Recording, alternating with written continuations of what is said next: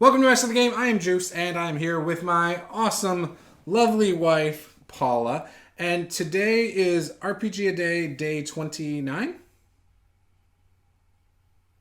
Sure. And the word is evolve. So let's get started.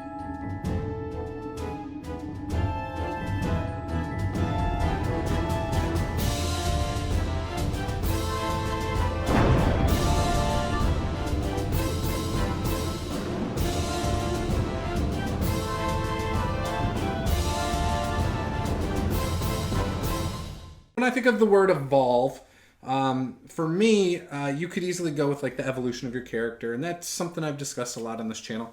But I kind of want to talk about like the evolution of a game world. Okay. So in it, you could take from our actual world with the evolution of monsters and stuff. Mm-hmm. And it's something that I haven't put a lot of thought into. Like, oh, the monsters in this area had to evolve to survive this or this. Oh, okay. That's interesting. And I think trying to do that might be a cool idea.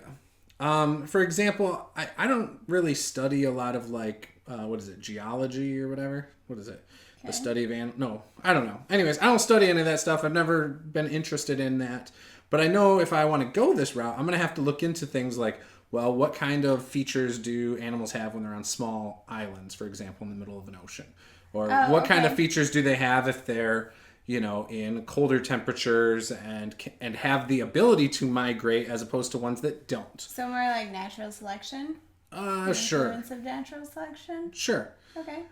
Again, I don't know anything about this stuff, but I feel like, I want monsters that are kind of unique to my setting. Right. Yep. Like I have like my mountain bears, in my setting, for example, and like those, the only reason I put a lot of thought into that is that it's like a barren area. There's lots of mountains. And for some reason, I was drawn to the idea of having bears in the area for some random reason.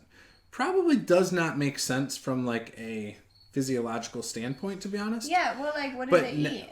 Well, they could eat other animals in the mountains, bugs. So again, I got to add those other aspects. That's a lot of bugs to sustain a bear. Well, there is access to the Underdark, so they could be like something from the Underdark. Like there could be a lot of things. I just have to add it into my setting and make more monsters based on that, so that it has stuff to eat, right? Okay. So, I don't know. It's something again I've thought about looking into a little more with my setting, but I haven't really developed, I guess, the monster ecology of my world. Do you know what I'm saying? Okay. Like, so do you ever, put that into, like, let's say you have, I don't know, for whatever reason this pops into my head, but let's say you have, like, Minotaur, right, in a cave, sure. And then you have to have a reason why it's there. Like, how did it get there? Has to be a food source, usually. Yeah, how is it surviving? But what is... Minotaurs are based on cows. Cows eat grass, so you need some kind of vegetation, right? Possibly, but I mean, like, not even just what they eat, but, like, why are they in the cave? Like, why isn't it living in this other place? Well, that's because it's defensible, right? Maybe, I don't know, but I'm just saying, I think you should always have sort of, like, a reason. It has to be, still has to be logical. It has to make sense, right? Like, yeah. You're not gonna, But think about it. So, there was a video I saw recently by another YouTuber about magic ruining your world. If you really, like, there's nothing at all realistic about any Dungeons and Dragons setting. Nothing at all. With the way that spells work and everything. I mean, you would have a world where the economy is completely pointless and useless because of magic. You would have, like, just everything. It's just way too much. It's way too over the top. So basically what you're saying is you want to make sure that animals make sense in the setting in which you put them, right? Yes, 100%. Like you're not going to put a little bit, just enough. In the desert. To play a fantasy game or any RPG where magic is involved, you have to be able to suspend disbelief. Because if magic really existed, you could do a lot of fantastic things, and if it was in the hands of the right people, it would totally just change the balance of everything. Okay, so in a fantasy setting, you have to just suspend disbelief. Like obviously clerics can do crazy things like creating food and water for the poor and things like that.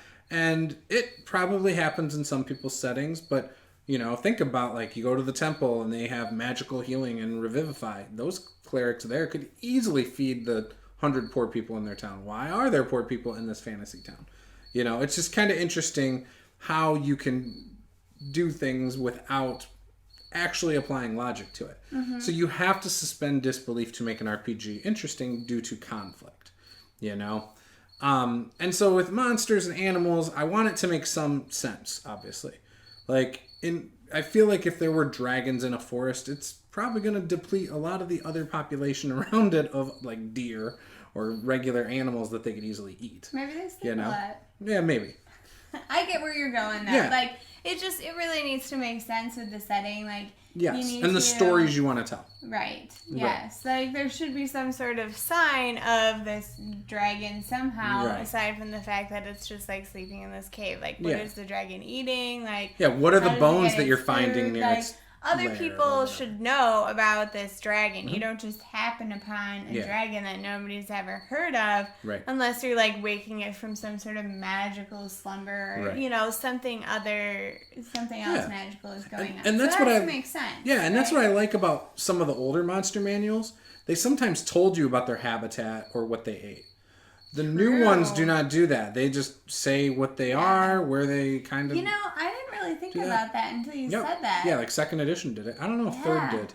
Did it change from second to third? I think it was from like 3.5 to 4? Well, we don't have 4. We just skipped it. Yeah. Right. Skip it. So it did in 3.5? I think it did. Okay. I know second edition did. But that's true because I was actually looking at a monster... What was I looking at? I don't really want to tell you. That's okay, don't tell me. But I was looking at a monster recently, and I was like, oh, hey, it gives me no description of what the monster looks like or you just have the picture. Anything. Yeah, there was just the picture, and it's like, well, you know, give me a little bit more variety. Like, so see if it's in the old book. Yeah, I didn't think about that. But even then, like, kobolds went from, like, rat creatures to now, like, dragon creatures. I thought they were more like dog creatures. They used to have fur. Now they're like dragons. They're like tiny dragons. That's kind of what they are now.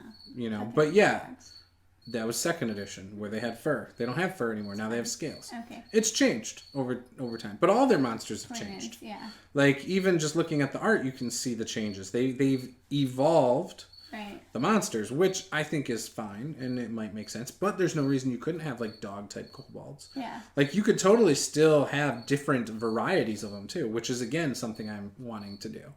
Like, I just came up with a setting, part of my setting, where there's a kingdom ruled by a dragon, a gold dragon, and then all the nobles are metallic dragons, or not metallic dragons, metallic dragon-born, and they, like, govern over the city and things like that. And there's a bunch of other races here. Like, they allow goblins to be tavern keepers and, you know, all sorts of different things like this. So, you know, it's kind of like a hodgepodge. It's like New York City. It's a hodgepodge of culture. Okay. Does that make sense? Yeah.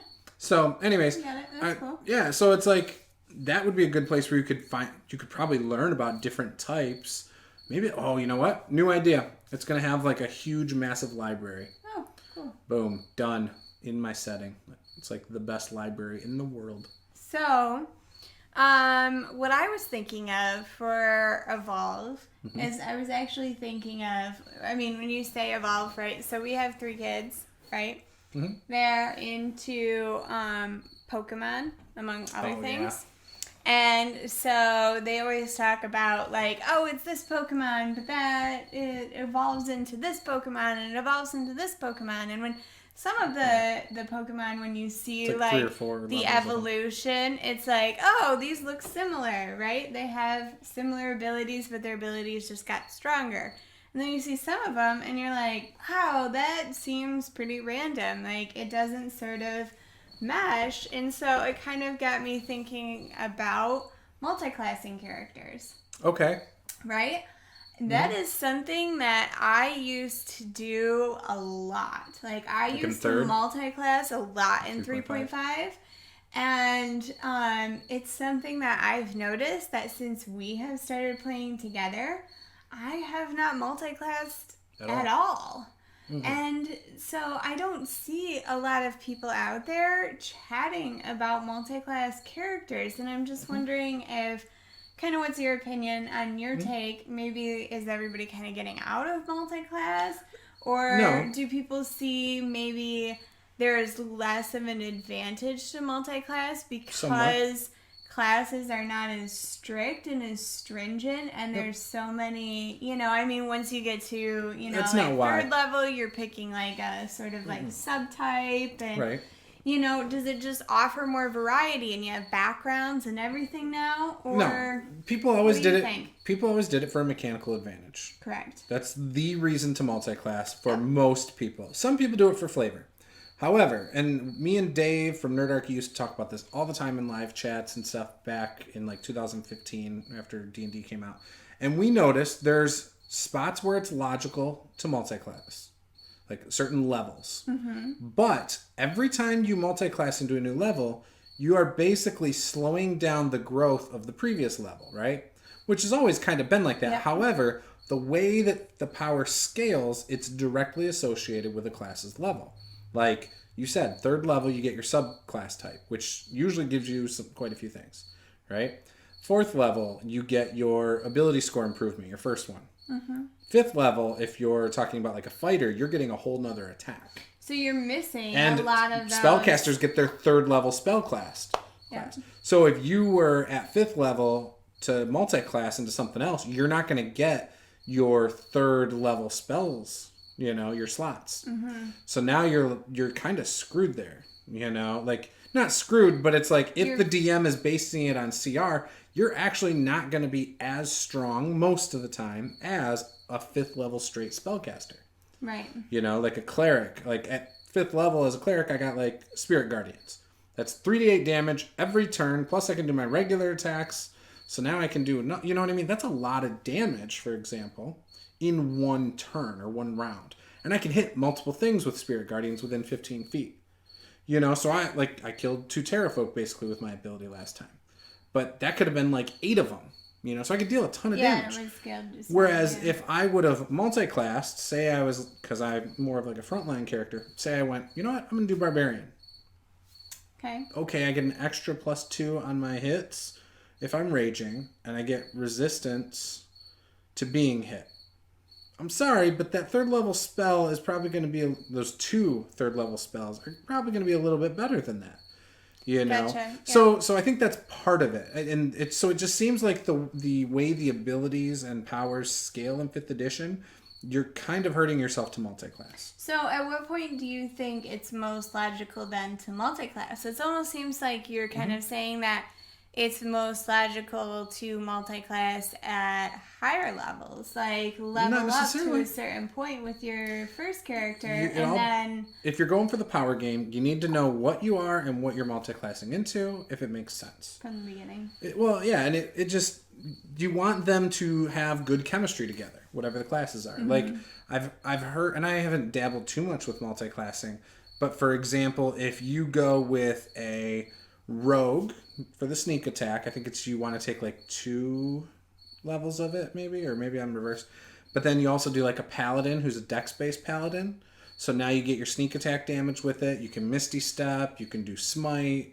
Like lots of things you can do that kind of flavor together a little bit. Okay. And complement each other. So if I'm smiting, sneak attacking, and regular attack, that's a lot extra damage that I couldn't do if I didn't multi-class. Right. And it's only like 1d6 or 2d6 here and there, but you get to do it like all the time as a rogue.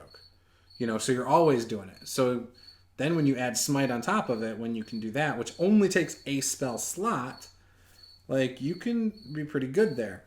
I've heard of people doing it as a warlock, I think, into a rogue, because you can do like the Pact of the Blade. And I'm not fully up on all of, again, the multiclassing. But, it can be done well. You just need to put some thought into it. Barbarian Druid multiclass for unarmored defense. When you change to a different animal, you get the better of the stats. You keep your abilities from your non-animal shape. So unarmored defense then goes up higher for some animals. That's the one that I've done before, or I used to do sometimes. Yeah, so the unarmored defense, say I'm a druid, I switch to a bear, my armor class now is based on my unarmored defense. So now I just bump my armor class by like 2, which you then get the hit points to soak. I think you can still rage. So now you're getting resistance there. So the amount you can take damage wise as really a barbarian druid bear, like it's quite a bit, and you get to do that twice. Yep. Yeah, it's pretty powerful. And if your race is a half orc, like now I'm getting real meta. But once you hit 0 hit points, you basically pop back up with 1 anyway. You can do that once per day. Again, you can make some pretty powerful multi-classes in the game. So, yeah, I don't know. But I haven't put a lot of thought into multi-classing in this one. I've done it a couple times, but I try to do it by flavor. Okay. Like, I try to optimize a lot of choices when I'm playing a game. However, I still do some stuff for flavor. Like, anytime I've always multiclassed, it was just because I thought it made the most sense for the character, not from a power gaming standpoint? Not from a power gaming standpoint, but just because I felt like it fit the character's story well. Yeah. To multiclass. I don't believe it. Miss, I want to drop players. It's going to be fine. It's going to be fine. I have such good reasons for it, though. I'm sure you do. know I won't fake it. Like... Do I, though? Do I? You roll behind a screen. I was just rolling in front of you guys the other night. Or yeah, I don't know. I don't pay attention when you're rolling dice. Anyway. So this was RPG a Day 29. Yep. Evolve was the word. So make sure you hammer that like button. Smash that subscribe button. This is Master of the Game. I am Juce. This was Paula. Game on.